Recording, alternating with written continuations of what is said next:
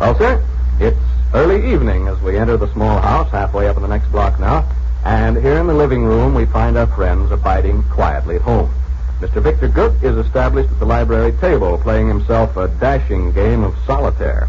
Mrs. Victor Gook occupies her husband's easy chair, reading the newspaper, and young Mr. Rush Gook, on the Davenport, stares unseeingly at the pages of his algebra textbook.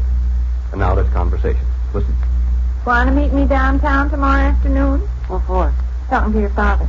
Are you referring to the purchase of a hat? Yeah. Suppose you leave the office around 3:30 or so, and we'll meet in at Kleberger's. Oh, shucks, Sade. I can buy my own hat. No, you can't. You people talking about hats. What you do is dash in the store like a house afire and take the first thing they showed you.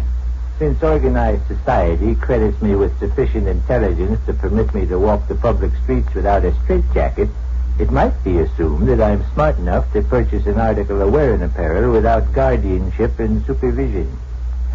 Hey, how'd you like that sentence? Pretty good. My next address is scheduled for Tuesday at 2 o'clock. Shall we do that then? Oh, heck, I'll drop by Kleberger's tomorrow on my way home from work. Yes, and what would you buy?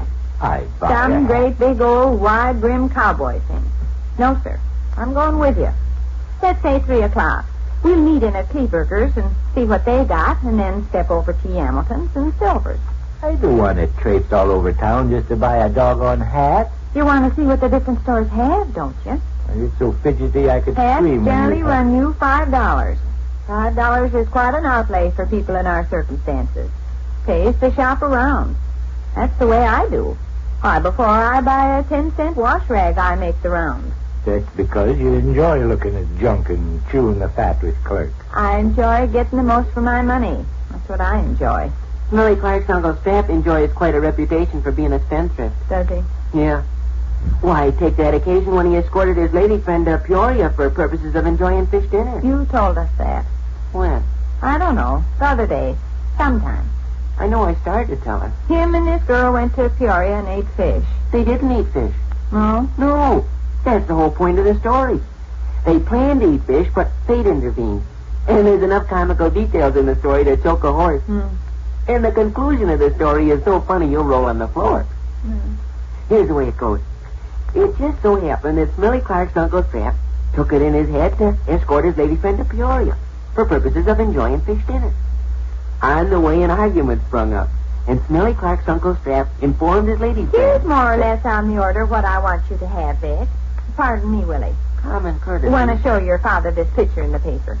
Vic. Hold it up. It's a Kleberger advertisement, too. How do you like that hat?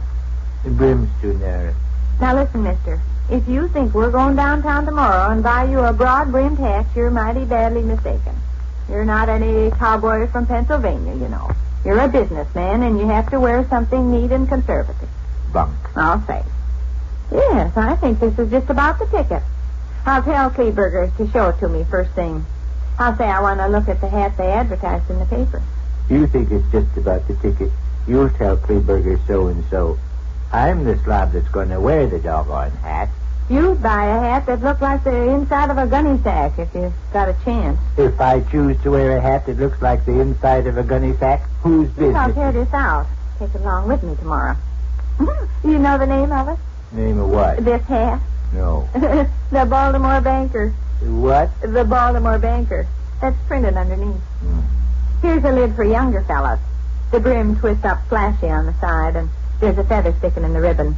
The Boulevard Strutter. That's foolishness. Yeah, it is kind of, ain't it? Mom, I am still waiting to tell the story I started. Oh, Smelly's uncle went to Peoria and ate fish. Smelly's uncle did not go to Peoria and eat fish. His lady friend ate fish. His lady friend did not eat fish. What'd she eat?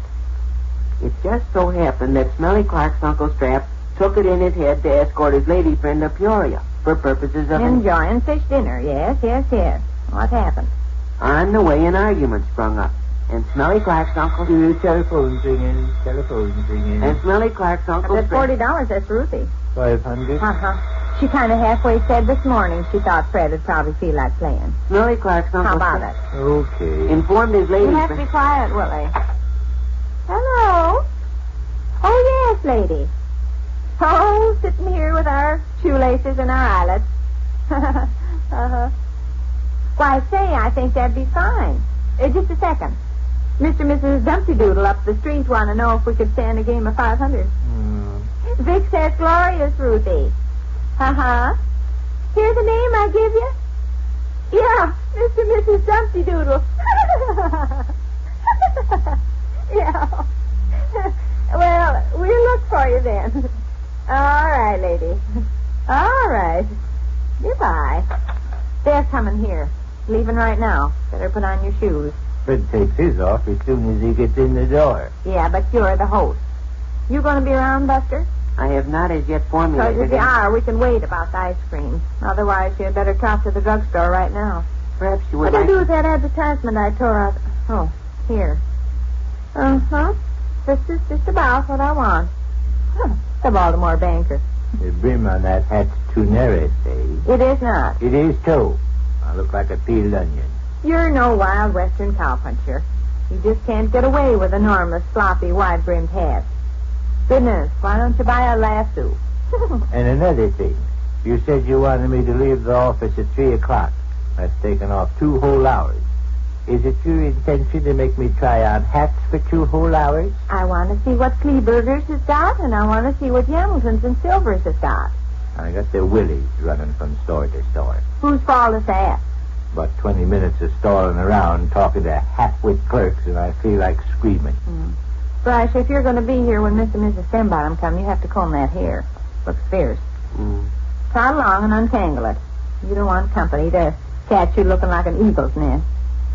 Well, we don't have to make it 3 o'clock if you don't like leaving the office so soon.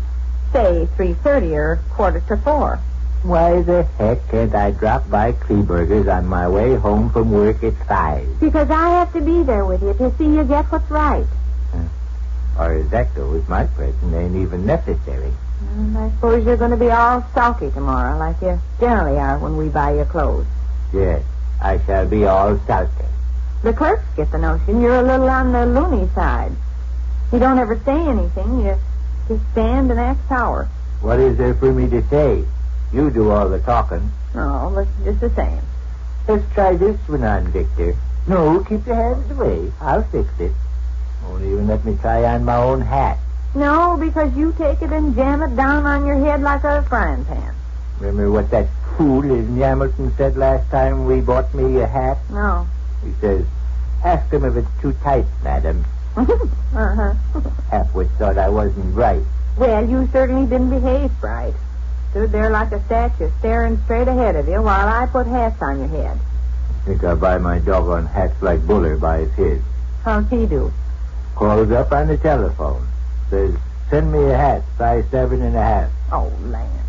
If the fellow in the store asks him what color and what shape and so on, he says, I said send me a hat, size 7.5.